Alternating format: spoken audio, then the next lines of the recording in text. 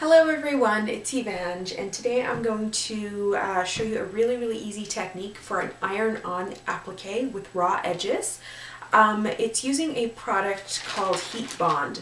Now I think Heat Bond is actually the trade name. I think the generic name is like fusible web or something. But basically what it is, it's like a paper, parchment paper or wax paper type paper, and then over top it's a layer of plastic. I don't know if you can see this, it's paper and then plastic. And what you do, you put it on your fabric with the paper side up and you iron it on, and then when you peel it off, the plastic will stick to the fabric and the paper you can just throw away. And then your fabric, you can cut out whatever shapes you want, and it's basically going to be like, behave like interfacing.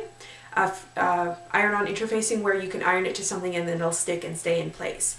So unlike interfacing though, you don't cut out your shapes beforehand, you cut them out afterwards. So what I'm going to do is I'm going to just cut out a piece of this that's going to be the approximate size that I want it to be.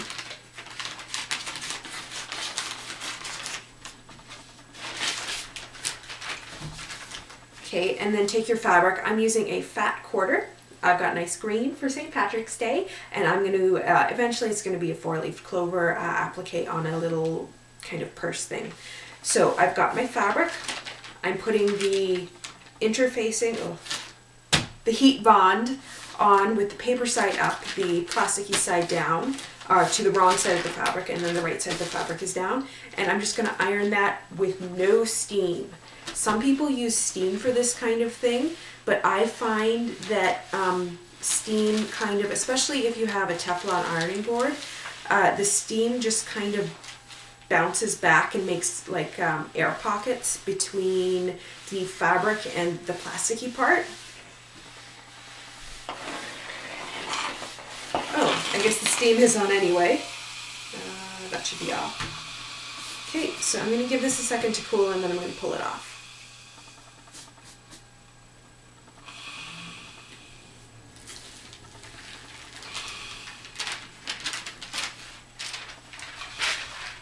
Okay, so now it's kind of shiny, so it's got the sticky plasticky stuff on the fabric side. So I'm going to cut out my square here.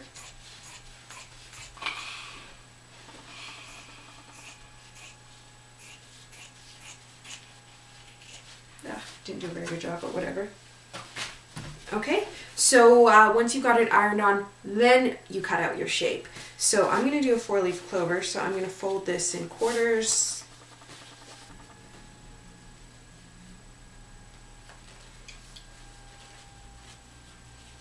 So this is my applique, and then I'm making a purse, so I've already cut out my pieces.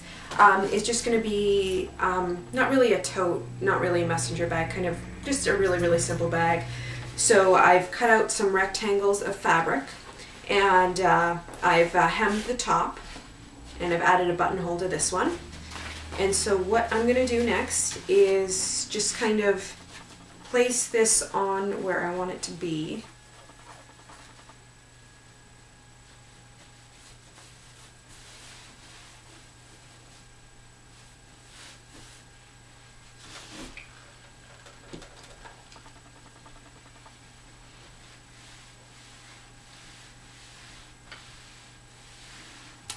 And this is basically it. Now it's completely optional, but you can just kind of stitch around the edges, which I'm going to do just because I think it looks, gives it a nice finish, especially when you're leaving the edges raw. It allows it to fray on the edges, and then you've got the stitch holding it in place. They also make several strengths and several weights of this product. So some of them are meant to be stitched afterwards, some of them are meant to not be stitched afterwards. It really depends on the one you buy. But for me at least, I want to have those stitches on there just because I think it'll look cool. So this is it once it's been sewn on. Now I went around a bunch of times with just a really rough stitch.